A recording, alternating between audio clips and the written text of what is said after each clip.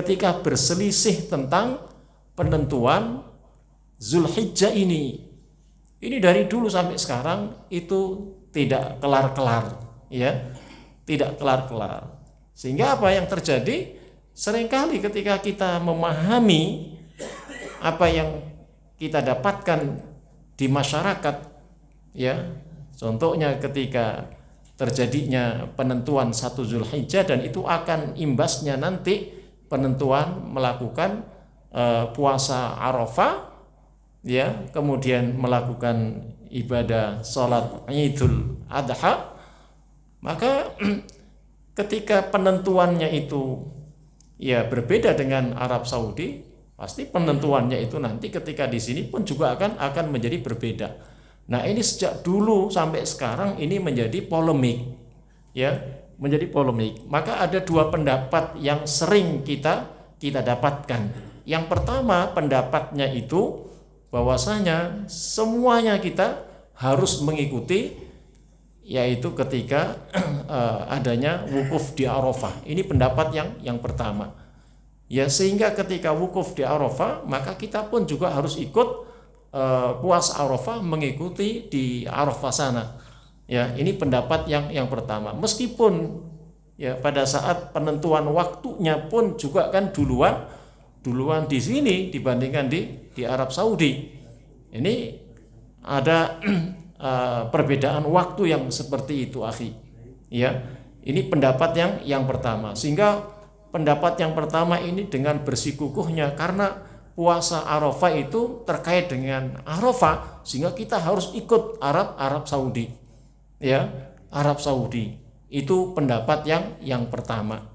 Bahkan ketika pendapat ini, ya bagaimana kalau orang dahulu yang belum tahu alat komunikasi, seandainya mengikuti Arab Saudi seperti itu, apakah tahu di Indonesia dulu orang kalau haji aja naik kapal, ya kan? Dan naik kapal itu berbulan-bulan, bahkan nyampe di Jazirah Arab itu pun juga naik onta pada saat itu. Dan itu harus orang yang selain punya duit yang banyak, punya keberanian pada saat itu. Ya, orang yang naik haji. Nah, bagaimana orang-orang dulu mengetahui di Arafah, di Saudi itu sudah wukuf di Arafah? Bagaimana? Nah, ini juga menjadi polemik pada saat itu. Ya, pada saat itu ketika menentukan adanya puasa Arafah, kan tidak tahu. Karena komunikasi pun juga sangat sulit sekali, apalagi pada zaman Rasulullah sallallahu alaihi wasallam. Ya, maka tidak akan diketahui. Sehingga ini dibantah dengan pendapat yang kedua, tidak mungkin seluruhnya harus ikut Saudi, termasuk pada saat penentuan saum Arafah ini, ya. Ikhwani fillah azzakumullah. Lalu kemudian yang kedua pendapatnya bahwasanya ketika orang itu melakukan ibadah saum Arafah, matlaknya itu akan ditentukan di tempat kita sendiri, ya. Dan itu juga banyak dalil-dalil yang mendukung tentang masalah ini. Seperti yang disebutkan umpamanya dalam hadis yang sahih yang diriwayatkan oleh Imam Abu Dawud, Tirmidzi dan Ibnu Majah. Rasulullah sallallahu alaihi wasallam pernah menjelaskan, ya, dengan hadis yang sahih, ya. Apa kata beliau di dalam hadis yang sahih ini? As-saumu yauma tasumun wal fitru yauma tuftirun wal adha yauma tudahhun. As-saumu yauma tasumun. Berpuasa kalian bersama mereka. Bersama mereka ini bersama siapa? Bersama orang-orang yang ada di tempat itu, ya, bukan berada di tempat yang jauh seperti di Saudi umpamanya. Tidak seperti itu yang dimaksudkan hadis ini. Ini disampaikan oleh Imam Asy-Syaukani dalam kitab Nailul Autornya itu. Jadi as-saumu yauma tasumun, berpuasalah kalian bersama kalian mereka berpuasa, yaitu bersama siapa? Orang-orang yang ada di negeri itu. Dan itu kemudian yang berwenang untuk menjelaskan tentang penetapan hilal itu adalah ya tentunya ulil amri, ya tentunya ulil amri. Termasuk apa? Wal fitru yauma tuftirun, dan beridul fitrilah kalian bersama mereka. Kalian itu kemudian makan dan minum bersama siapa? Bersama ulil amri di tempat kalian itu berada. Tidak kemudian Idul Fitrinya ikutin Arab Saudi, enggak juga. Ya kan? Tidak seperti itu. Dalam penjelasan banyak kitab, salah satunya nanti antum bisa lihat di dalam kitab Nailul Autar oleh Imam Asy-Syaukani. Kemudian juga termasuk wal adha yauma tudahhun, dan beridul adhalah kalian yauma tudahhun, ya bersama mereka kalian menyembelih hewan kurban. Kepada siapa? Bersama di tempat kalian berada, yaitu bersama ulil amri. Cuman kadang-kala kemudian dibantah lagi, lah ulil amri yang mana? Ya, ini kemudian menjadi ada bantahan. Ulil amri sekarang ini ya orang-orang yang benci kepada Islam, biasanya begitu, ya. Seringkali kita dapatkan begitu. Ini ulil amri yang benci terhadap Islam, ya, dan lain sebagainya, sehingga nggak wajib kita taati. Tidak ada satu hadis yang kemudian membantah seperti itu, justru sebaliknya.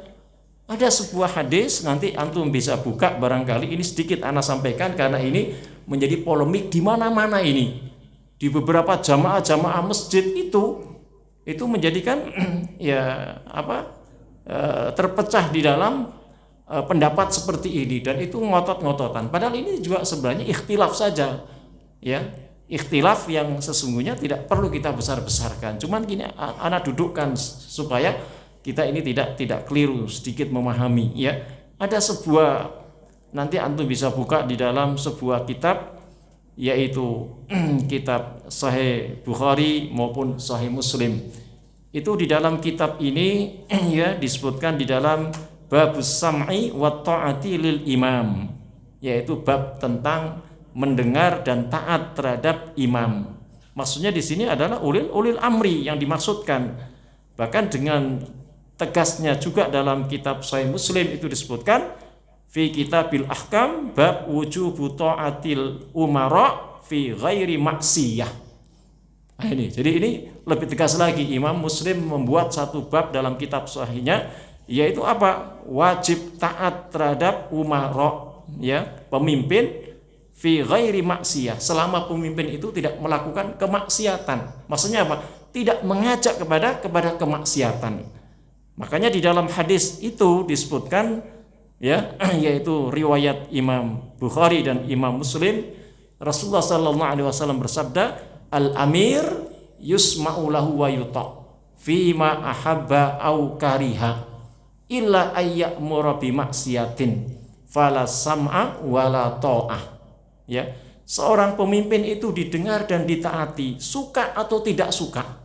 Nah, suka tidak atau tidak suka ini dijelaskan dalam hadis yang lain. Ya, dijelaskan dalam hadis yang lain, seperti kasusnya Hudzaifah al-Yamani ketika bertanya, bagaimana saya ini mentaati pemimpin yang pemimpin itu zalim?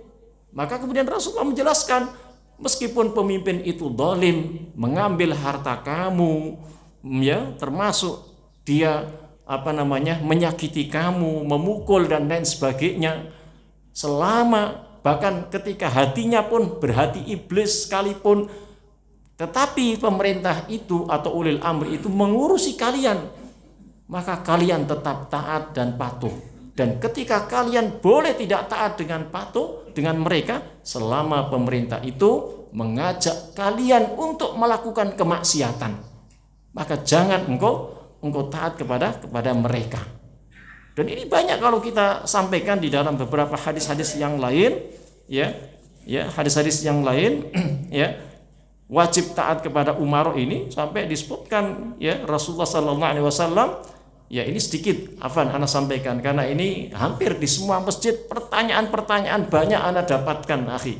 Enggak tahu kalau di sini, ya, mudah-mudahan di sini tidak seperti itu. Maksudnya tidak, ya, aman lah. Cuman ya biasanya pasti ada ini, ya, hampir di setiap masjid yang akhir-akhir ini, Ya, hampir ana sering menjelaskan ini supaya kita ini tidak begitu memperuncing di dalam perbedaan ini, karena sejak dulu sampai sekarang masih tetap ada ini.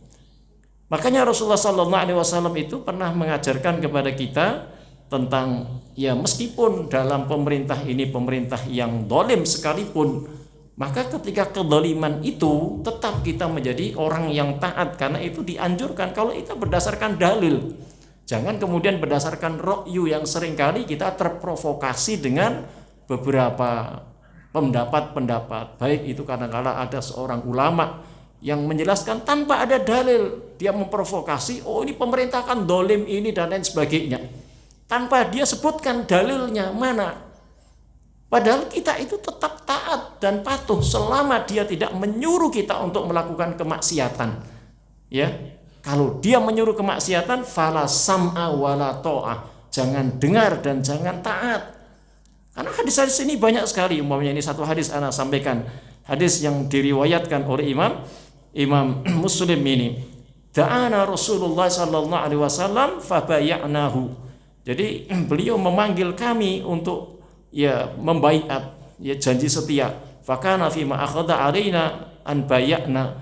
Lalu di antara yang beliau tekankan pada kami di dalam baiat itu apa? Alas sam'i wa ta'ati, supaya mendengar dan taat kepada siapa? Kepada ulil amri fi mansyatina wa makrahina. Baik kita itu suka terhadap pemerintah itu, ulil amri itu, atau kita benci kepada ulil amri itu. Wa usrina, termasuk ulil amri itu yang kemudian menyusahkan kami. Nah sekarang ini umpamanya dikait-kaitkan, wah barang naik mulu ini dipimpin Pak Presiden Fulan ini, umpamanya, wah ini nyusahin terus. Memang selalu ada pemerintah, ulil amri itu selalu seperti itu, ada yang menyusahkan juga. Tapi juga Rasulullah menyebutkan wa yusrina, juga ada ulil amri yang memudahkan kita. Wa asaratin alaina, dan juga penguasa yang mengurus kepentingan kita tetap. Masa ada pemerintah yang dipilih kemudian nggak pernah ngurusin, wah saya ambil jabatannya aja, enaknya aja. Enggak. Tapi kata Rasulullah apa? Wa asaratin alaina, penguasa yang mengurusi kami. Wa an la tunazi'al amra ahlahu, dan tidak boleh kami itu mempersoalkan perkara-perkara yang berada di tangan ahlinya, penguasa tadi. Meskipun kebijakannya kadangkala ya yang kemudian tidak mengenakkan kita.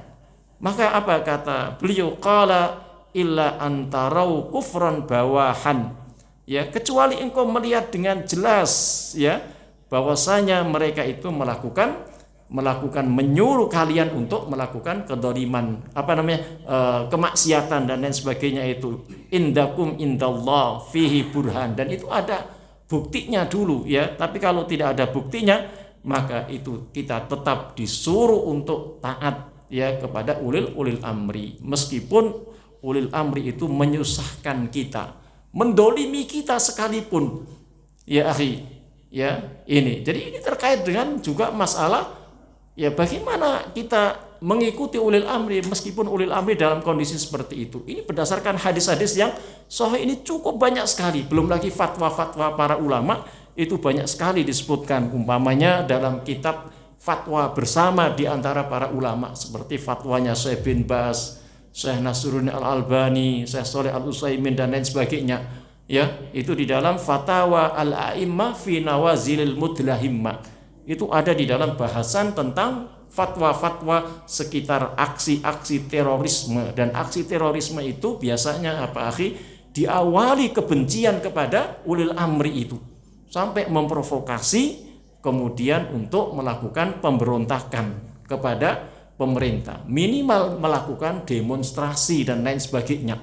Ini dibahas semua oleh para ulama berdasarkan dalil-dalil hadis-hadis yang sahih.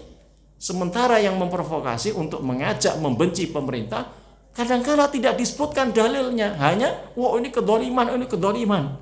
Sehingga ketika menetapkan bulan Zulhijjah ini, karena ini pemerintah zalim, jangan didengar. Nah ini seringkali ada seperti itu. Ya, ini nggak mungkin ana sampaikan. Akhirnya ini nanti satu saat lah. Cuman ini ana berikan gambaran seperti itu. Ya.